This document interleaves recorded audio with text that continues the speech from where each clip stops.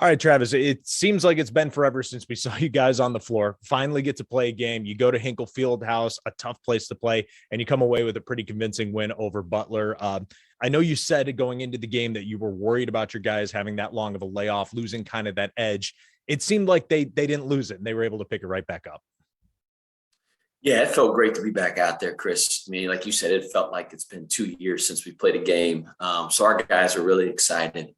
I mean, the atmosphere at Hinkle was incredible. I mean, it was a sold-out crowd. It was a hostile environment. And I thought that really banded our guys even together even more, playing on the road, which I thought was a good thing for us. But, again, I always go back to our senior leadership, with a guy like Paul Scruggs. He keeps our guys in the right frame of mind, which is so important. Jack Nungy, Nate Johnson, the list goes on and on. Freeman, we got an experienced group. So I thought we really handled the layoff in a really, really good manner. Now, Butler did what they could down the stretch. They tried to fight back, and they had some success. But Adam Kunkel coming off the bench with 25 points. When he's hot, what kind of shooter and what dimension does he give your offense? He's like a microwave, man. When he gets in a rhythm and in a flow, he's really hard to stop. He just has an ability to make shots at all levels, at the rim, mid-range, threes, off the dribble threes, on the catch threes. He got in a really good flow right from the beginning of the game. And his teammates did a good job finding him too and setting great screens for him. I mean, he'd be the first to tell you that. Listen, he scored a lot of points, but he was a recipient on the end of a lot of really good passes and screens. You can tell what kind of team this is and how close this team is based on the end of the game. On the telecast, at least, Adam comes over to the bench. He's mobbed by the guys. They're all super happy for him. What is the atmosphere like in that locker room? It seems like this is more of a cohesive team than maybe you usually see in college basketball.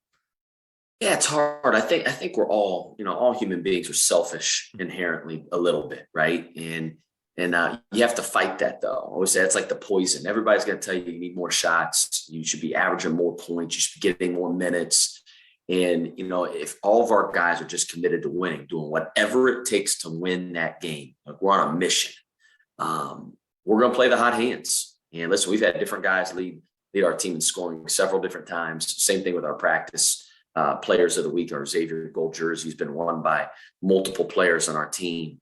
And I think, again, that's the advantage our team has is, man, we have incredible depth. We have more than 5 starters, man. And our guys understand that. And, so they're genuinely happy for each other when they have success and not jealous, which is hard to fight at times, right, Chris? I mean, it's all natural. Everybody wants to be out there doing it themselves. But when I think we have everybody on the board trying to just win.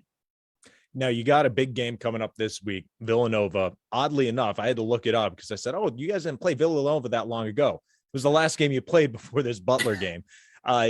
Villanova is a team tough to beat, obviously. Is there any advantage to playing them so close, almost back to back?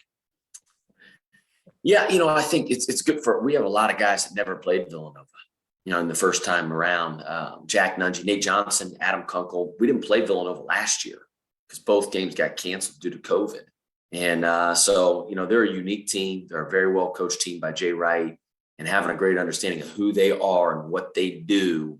It's easy to watch and say, hey, this is what they do. But then to be able to go out and execute the game plan is really, really difficult. It's why they're so good. They're one of the best teams in the country. So I'm glad we're getting another opportunity, Adam. It's a great challenge, great opportunity for our guys to get a terrific home victory. You got in that last game up at 8 at the half. They pulled away in the second half. Do you feel like there is some unresolved business within your team right now that you can say, hey, we had them on the ropes and just didn't finish the job? Do you feel like there's an extra hunger there? I think there is for sure. I think it not just goes back to last game, but I think also just the respect level that we have for Villanova. They obviously got a really good team. They've been the premier program in our league since we've joined the Big East, but honestly, probably the premier program in the country. If you look at it, they've won 2 national titles in the last 5 years. So we got a great level of respect for them, but we know we know what we need to do in order to win the game. And we have to go out there and do it and execute it, though, for 40 minutes, not just 20 minutes.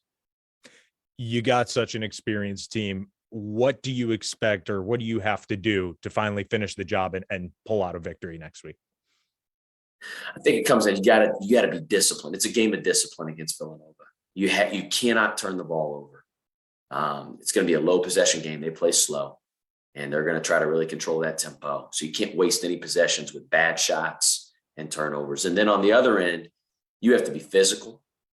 Our guards have to be, they're going to play a lot of post defense, and you got to stay down on shot fakes. I know it sounds so simple, but they shoot the ball so well that people get antsy and they leave their feet, and then it gives up wide open layups. So you got to really stay down on shot fakes. But it's a game of discipline against Villanova for, like I said, for 40 minutes. You can't do it for 10 minutes. If you just do it for part of the game, they will make you pay every single time.